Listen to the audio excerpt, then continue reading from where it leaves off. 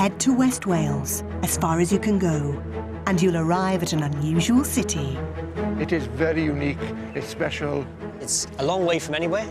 A city with just 3 pubs, 1 high street, and fewer than 2,000 residents. Everybody knows everybody else. A community. People look out for each other here. This is St. David's, the tiny city by the sea. This is the backdrop we have every day. There couldn't be a better office to work in. A place of pilgrimage. Some days we get more than 2,000 people here. A haven for wildlife. You can't get anything better than that.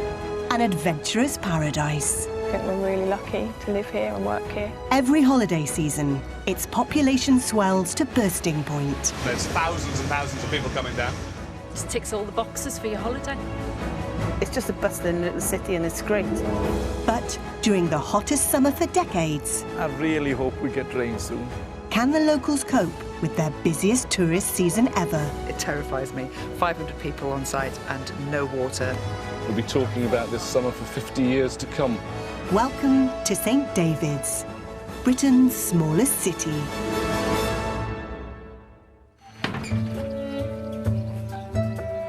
I reluctantly agreed to do it until we found somebody who's willing to do it all the time.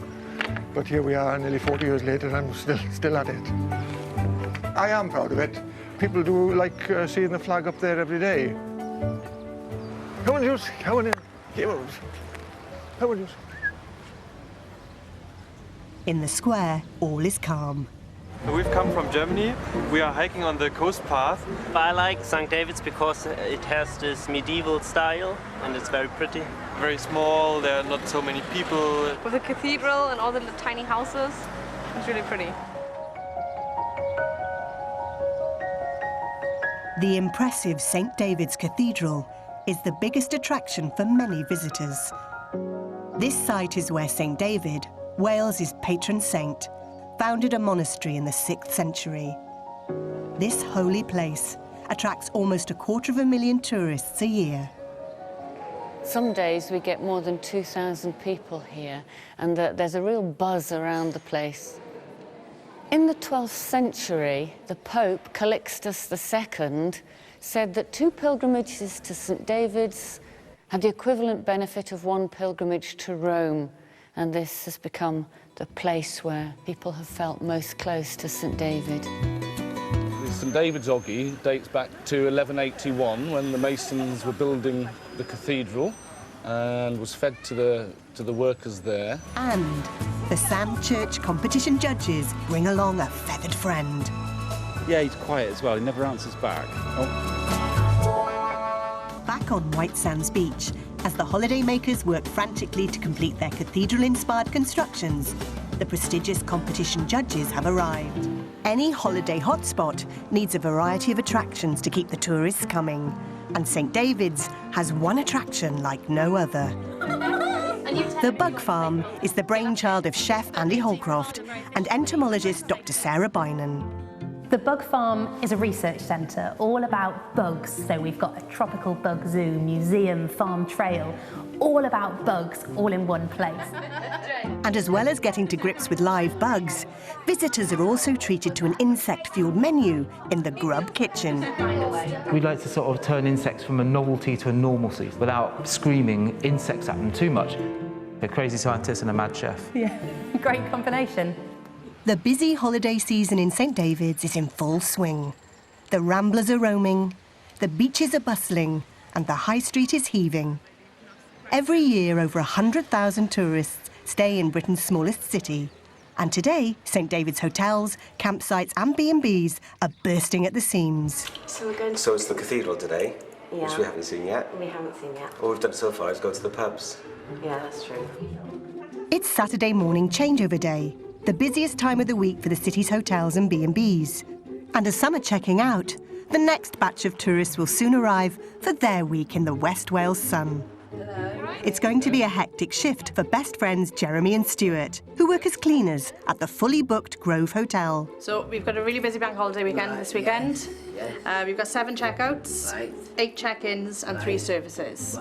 Who get the Hoover? I'll go and get the Hoover. Yes, put that down. They have only a couple of hours to clean the rooms ready for the 2 p.m. check-ins. Been working here for about a year and 3 months. I enjoy it. Gets me out and about and seeing different people. We've got to polish the top. You were here? Got to polish it, yes. OK. I do really enjoy it. I like the staff. The bosses make me smile on my face. Anything else? The boys are fantastic. They're part of the family. They're my boys. But if they want to keep their bosses happy, Jeremy and Stuart have to meet their deadline. Fully booked the hotel, 7 rooms to check out. All got to be done by 2 o'clock at the latest. The race is on to get the rooms ready for today's guests. We loved the cathedral, it was awesome. We found out that they didn't put the bells in the cathedral because they were too heavy for the cathedral, so they put them in this gatehouse.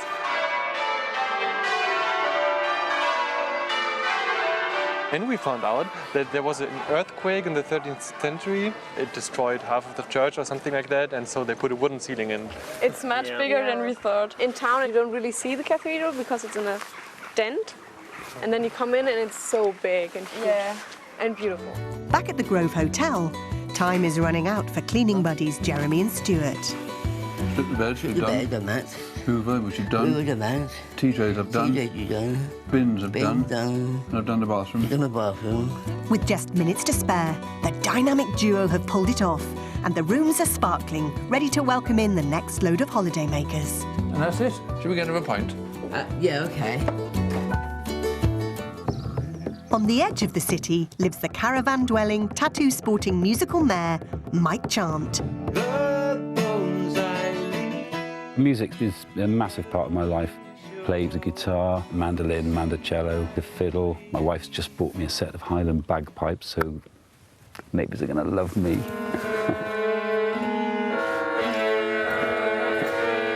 Mike runs a popular open mic night at the Oriella Park Visitor Centre. That's been amazing because you just meet so many brilliant people. Eager to take advantage of the surge in holidaymakers, he's planning the biggest open mic night to date. My thing that I want to do as mayor is to bring more music to the city. And a big night is going to need a big act. Mike will be teaming up with none other than Jeremy and Stuart. I enjoy getting to open mic nights to get a good laugh with everybody, meet up with friends. Yeah, it's good fun. And the boys are in no doubt about which song they want to perform. Come on. Oh, leaving on the press, take my hand and then I'll make you die swear. If it's something we both know. With a bit of help from Mike on his guitar, we could probably make it. People enjoy it. If you sing in tune, yes. If we do sing in tune.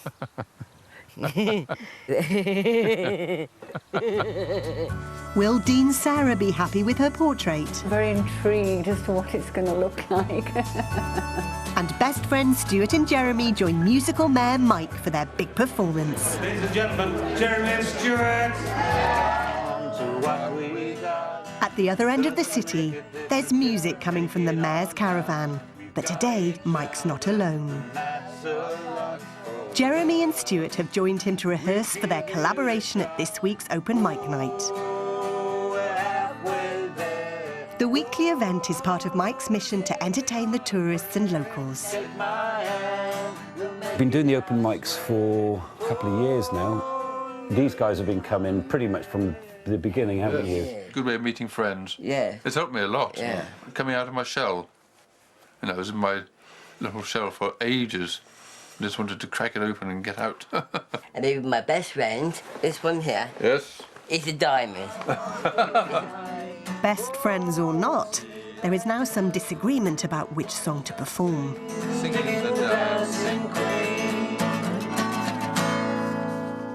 So who chose which song? You chose Dancing Queen. Well, I like both of them because I like Dancing Queen with ABBA. Well, it was more of a challenging song than Bon Jovi one. Yeah. They're both very, very good. Yeah, yes. Getting the rhythm of it now. Getting too easy. It does, takes practice. It does. They say 10,000 times before something becomes natural in anything. If it's driving a car, playing the guitar, riding a horse, you don't think about how you do it then. So we're only on about 5 at the minute, so we've got a few more to go. Okay. Take my hand. It looks like these three are settling in for the long haul. At At their flat in the city centre, Jeremy and Stuart are preparing for their big night. They'll be singing at the Mayor's open mic event. But there's a problem. I've lost the words. Where were they? I had them. I came in here with them. You didn't look at them? They're not there, Susan. They're not there. Oh, no. Oh, heck. What do they?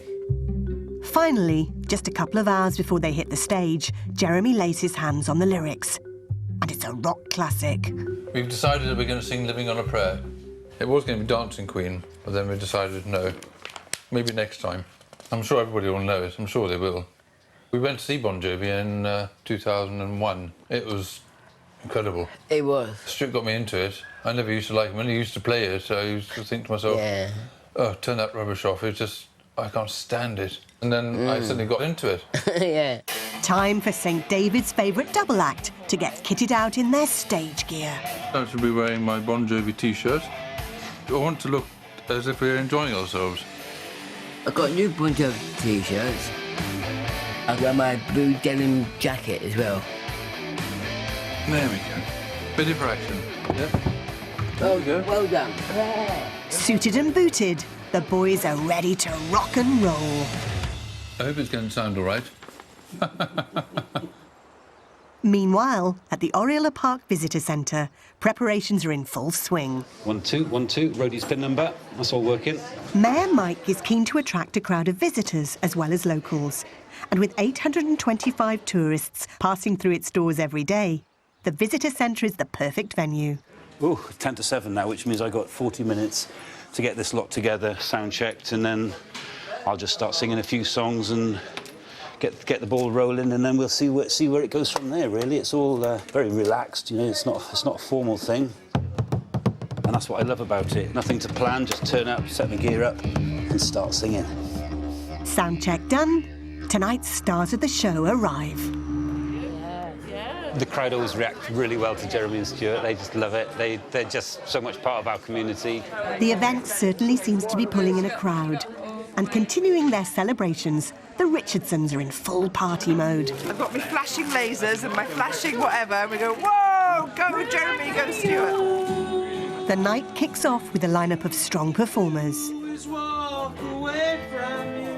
As his big moment looms, the usually lively Stuart looks to be feeling the nerves. But no going back now. It's the moment of truth. Ladies and gentlemen, Jeremy and Stuart.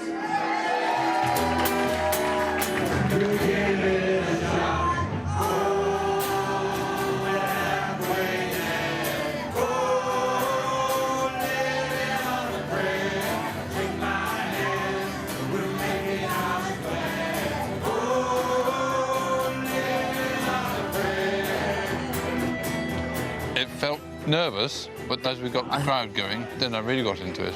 Yes, me too. It was really, really good. The boys did a brilliant job tonight. The crowd loved it. I mean, what can you say? Fantastic.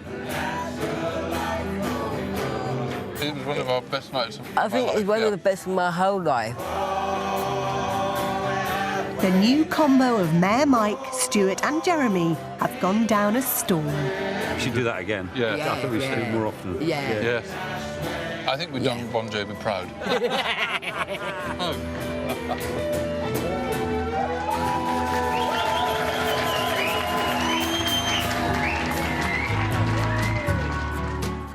As summer in St. David's draws to a close and the tourists head for home, tranquility returns to Britain's smallest city.